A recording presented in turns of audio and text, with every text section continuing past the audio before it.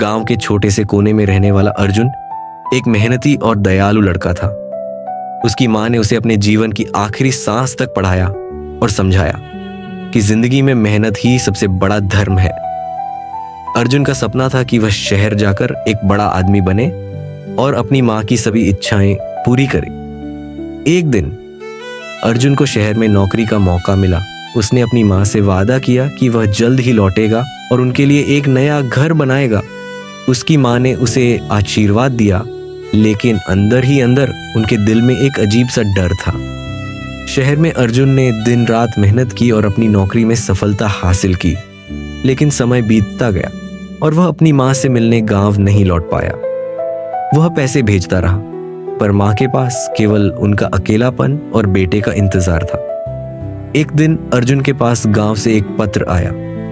पत्र में लिखा था, बेटा, तुम्हारे भेजे हुए पैसों से मैंने नया घर बनवा लिया है, लेकिन मेरी जिंदगी का सबसे बड़ा सुख तुम्हारा चेहरा देखना है।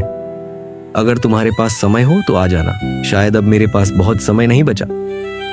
पत्र पढ़ते ही अर्जुन को अपनी गलती का एहसास हुआ। वह उसी समय गांव के लिए निकल पड़ा, लेकिन जब वह गांव पहुंचा तो उसके पैरों तले जमीन खिसक गई। उसकी मां अब इस दुनिया में नहीं थी। उनका नया घर खाली था और दरवाजे पर उनकी पुरानी चप्पलें रखी हुई थी। मां ने एक आखिरी खत भी छोड़ा था, बेटा, मुझे तुम पर गर्व है।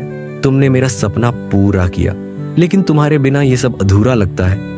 मेरा नया घर तुम्हारे इंतजार में हमेशा खुला रहेगा। अपनी मां को माफ कर देना जो तुम्हारे सपनों में तुम्हारे साथ नहीं चल सकी। अर्जुन की आंखों से आंसू बहने लगे। वह समझ गया कि पैसा और सफलता मां के साथ बिताए एक पल की भी बराबरी नहीं कर सकते।